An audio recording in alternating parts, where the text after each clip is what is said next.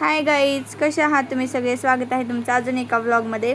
आणि आज आहे अक्षय तृतीया, त्यामुळे आज आम्ही सकाळी पहाटे 5 वाजता उठलो होतो. 5 वाजता तर सर्वात आधी आम्ही रांगोळ काढून घेतली दारात आणि तुळशीसमोर. त्यानंतर इथं आलो आहोत सवासणीला कुंकू लावायला. आमच्या घरी 2 पितूर आणि 1 सवासणी. त्यानंतर आम्ही घरी आलो. डाळ ऑलरेडी शिजवून ठेवली होती. मग त्यानंतर त्यात गूळ पावडर घातलं आणि ते शिजवून घेतलं परत. नंतर पुरण वाटून पोळ्या करून घेतल्या आणि इकडे रस पण तयार केला होता. सगळं तळण चालू होतं काढायला आणि स्वयंपाक चालू होता आणि माझी आजी सगळं करत होती. त्यानंतर रस पण बनवून घेतला आणि कुरवडी पापडी वगैरे तळले, भजे वगैरे केले. सगळा स्वयंपाक अगदी जोमात चालू होता. सगळे मिळून काम करत होतो, त्यामुळे लवकर झालं सगळं. आणि आम्ही सगळे एकदा मिळून किचनमध्ये आलो. म्हणलं की किचनमध्ये खूप कालवा होतो. आम्ही खूप मजा करत हसत खेळत स्वयंपाक केला. आज खूप धिंगाणा घातला. त्यानंतर मी इथं भजे काढत होते आणि भज्याचं बॅटर खूप पातळ झालं होतं. त्यानंतर आजी आजोबांचा फोटो वगैरे मांडून टेबलसमोर रांगोळ काढून घेतली आणि पूजा करून घेतली. अशी फुलाची रांगोळ काढली आहे. त्यानंतर देवघराची वगैरे पूजा करून घेतली आणि आजी आजोबांच्या फोटोची पप्पांनी पूजा केली.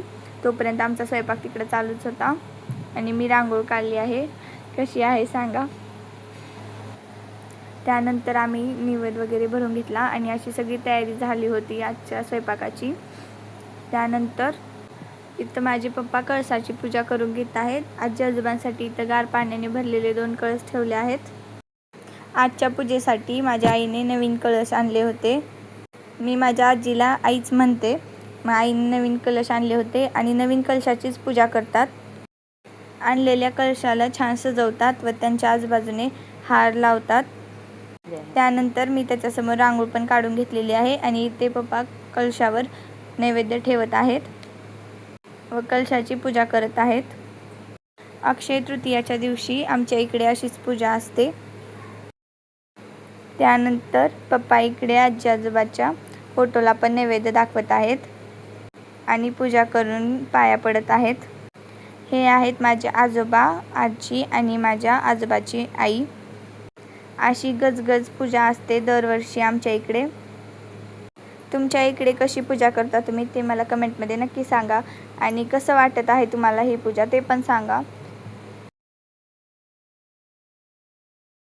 त्यानंतर आम्ही सगळे मिळून तर जेवणाचे ताटं तयार करत आहोत. आमच्या इकडे असे ताट पूर्ण भरून वाढतात. तुमच्या इकडं कसं वाढतात ते पण कमेंटमध्ये नक्की सांगा. हे आहे आमचं तुळशी वृंदावन आणि ही आहे आज केलेली पूजा आणि देवघर.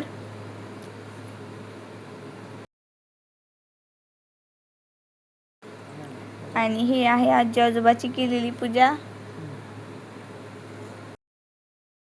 त्यानंतर हॉलमध्ये अशा आसन टाकून जेवणाची तयारी केली. आमच्या इकडे जेवणाच्या आधी असे पितराचे पाय धुवून हळदी कुंकू लावून फुले वगैरे वाहून त्यांची अशी पूजा करून घेतात व पाय वगैरे पडून घेतात. घरात असणारे सर्व सदस्य येऊन त्यांचे पाय पडतात. हे पण अजून एक पितूरच आहेत, त्यांचीही तशीच पूजा करून घेतली. जसं की मी तुम्हाला सांगितलं, आमच्या इकडे 2 पितूर आणि 1 सवासीण असते. त्याप्रमाणे इकडं आजी पण आलेल्या होत्या. मग त्यांची पण हळदी कुंकू वगैरे लावलं त्यांना.